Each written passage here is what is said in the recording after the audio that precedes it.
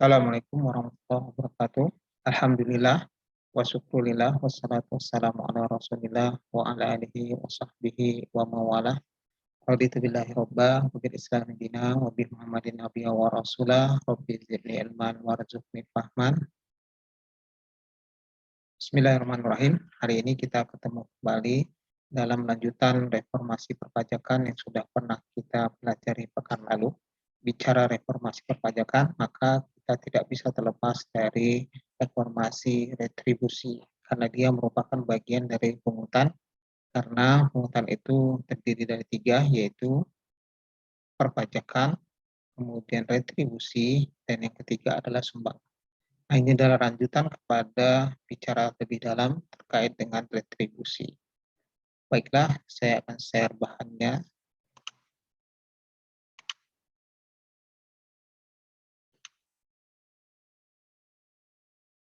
Jadi sebagaimana yang kita pahami bahwa dalam kuliah-kuliah terdahulu kita sudah mengupas terkait dengan pungutan yang ada di masyarakat, pungutan yang dilakukan oleh publik atau pemerintah kepada masyarakat itu terdiri dari tiga, yaitu adanya pajak, retribusi, dan yang ketiga yaitu sumbangan.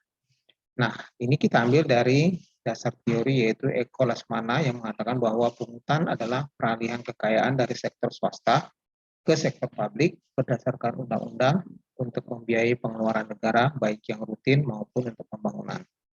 Negara terdiri dari pemerintahan pusat dan pemerintahan daerah. Jadi pemerintahan pusat juga berhak mengutip dana kepada masyarakat, kemudian pemerintah daerah juga berhak mengutip dana kepada masyarakat. Dasar pengutipan dana ini karena mereka memiliki Dewan Perwakilan Rakyat. Nah, inilah yang menguatkan mereka, kenapa mereka bisa mengutip rakyat, mengutip dana kepada masyarakat. Eko Lasmana menguatkan bahwa pungutan itu adalah peralihan kekayaan dari sektor swasta ke sektor publik. Berarti pemerintah berhak mengutip atau menyarankan untuk sektor swasta atau rakyat untuk memberikan bantuan dananya kepada pemerintah dalam menjalankan roda pemerintahan dan pembangunan yang tujuannya nanti adalah untuk kepentingan rakyat.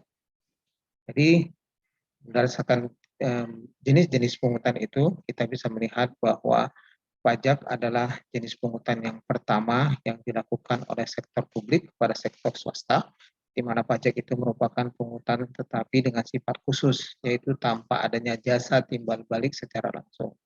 Atau kita sebut dengan kontraprestasinya bersifat tidak langsung.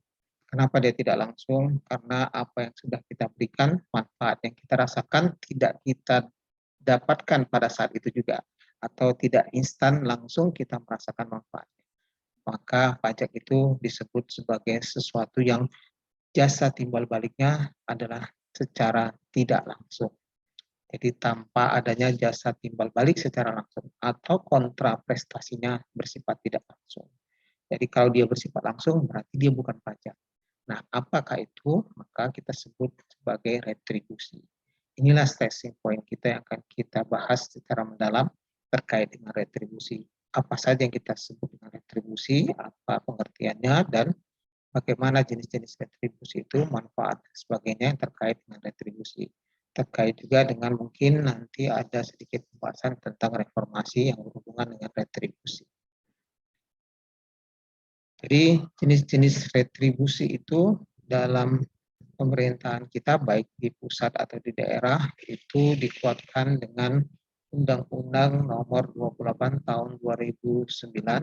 Jadi terdapat dua jenis pungutan yang dapat dilakukan oleh pemerintah daerah kepada masyarakat di dalam wilayah hukumnya.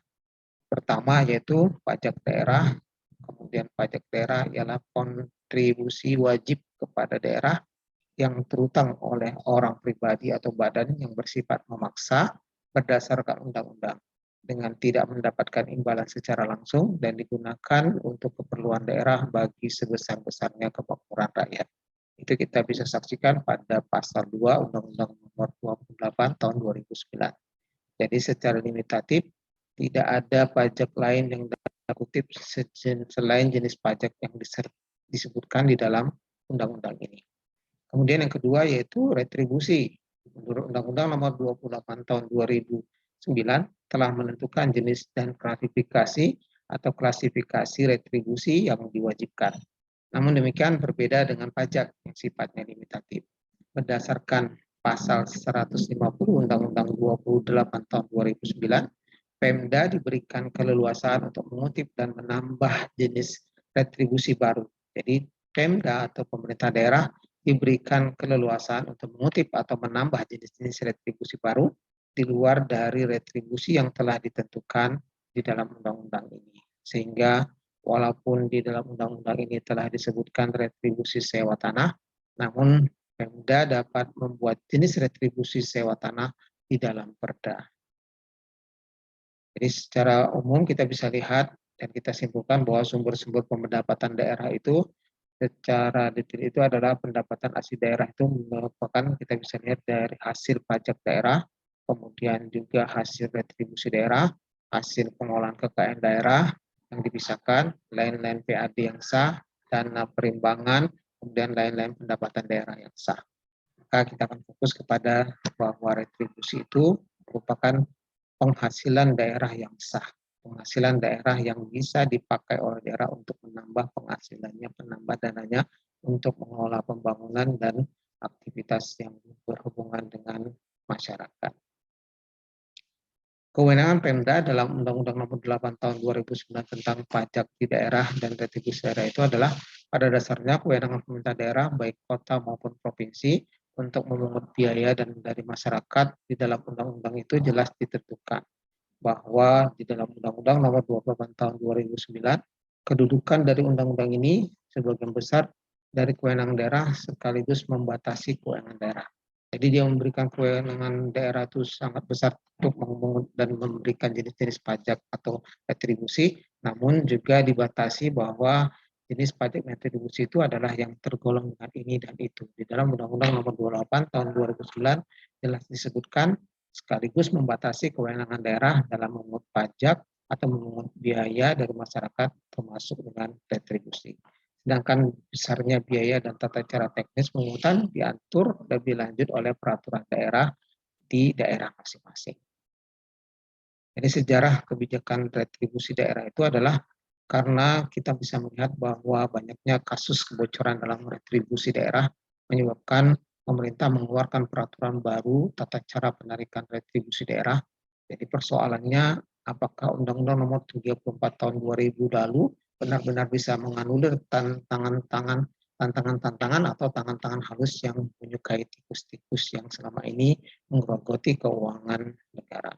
Dalam pembangunan, menurut Rodinelli, tahun 1961, kebijakan pemerintah ditujukan untuk mengubah cara berpikir pejabat termasuk semua lapisan masyarakat ke arah pembangunan yang lebih baik. Jadi pengertian retribusi secara umum bisa kita lihat bahwa suatu pungutan yang dilakukan oleh pihak publik kepada swasta dalam rangka memaksimalkan pembangunan yang kontra prestasinya bersifat langsung. Jadi setiap aktivitas yang kalian bisa lihat di tengah-tengah masyarakat kita yang ada pemungutan di sana dilakukan oleh pemerintah dan manfaatnya bisa kita rasakan langsung. Baik itu parkir, contohnya parkir. Kita melakukan parkir, kemudian membayar parkir, jasa parkir, dan kita bisa merasakan manfaat bahwa barang dan mobil yang kita ataupun katakanlah sepeda motor yang kita parkir itu dijaga dan mendapatkan keuntungan dari hasil menjaga dari kendaraan yang kita miliki pada saat kita parkir. Makanya kita bisa mendapatkan manfaat langsung pada saat itu dan apapun yang kita bisa dapatkan langsung pada saat itu disebut dengan retribusi. Retribusi menurut Undang-Undang Nomor 34 Tahun 2000 itu adalah pungutan daerah sebagai pembayaran atas jasa dan pemberian izin tertentu yang khusus disediakan dan atau diberikan oleh pemerintah daerah untuk kepentingan orang pribadi atau badan. Namun sekarang ini retribusi menurut Undang-Undang tahun 2009 itu adalah pungutan daerah sebagai pembayaran atas jasa atau pemberian izin tertentu yang khusus disediakan atau diberikan oleh pemerintah daerah dan demi kepentingan pribadi atau badan.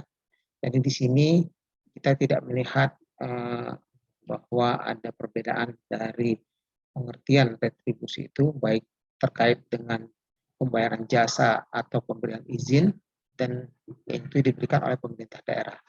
Kita bisa melihat antara Undang-Undang Nomor 34 Tahun 2000 dengan Undang-Undang Nomor 28 Tahun 2009 memiliki pengertian yang sama yang berkaitan dengan retribusi. Apa sih kegunaan retribusi daerah itu? Yaitu untuk dapat mengoptimalkan penyelenggaraan pemerintah daerah dan pembangunan daerah. Jadi pembangunan daerah itu tidak bisa mengharapkan semuanya dari bantuan dana dari pusat, maka pemerintah daerah juga itu membutuhkan banyak dana untuk bisa mengoptimalkan pembangunan dan kebutuhan atau keadilan sosial bagi seluruh rakyat Indonesia di daerah. Maka untuk melengkapi itu atau memenuhi itu dilakukan pengutipan langsung kepada pemerintah atau rakyat di daerah oleh pemerintah daerah. Ini disebut dengan retribusi.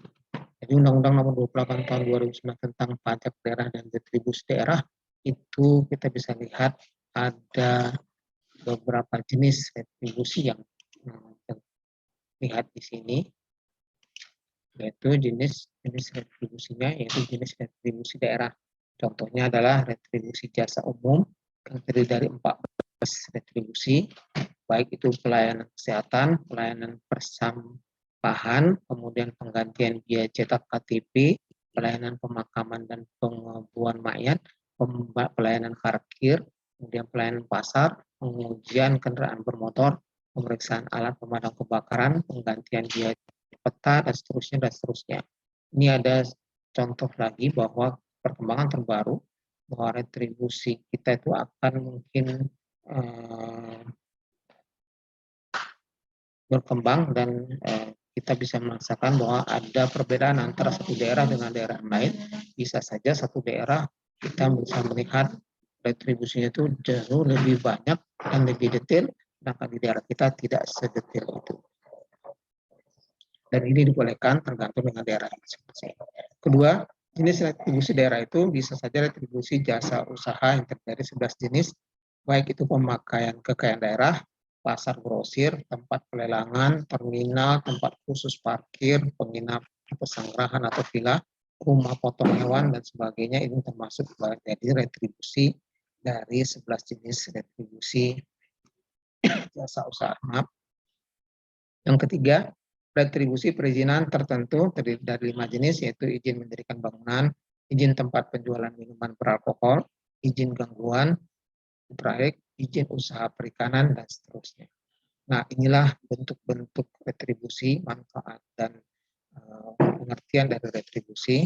Kita akan membuat nanti kelanjutan dari pembahasan tentang retribusi ini terkait dengan reformasi retribusi. Untuk saat ini mungkin itu saja yang bisa saya sampaikan pada pertemuan kita kali ini.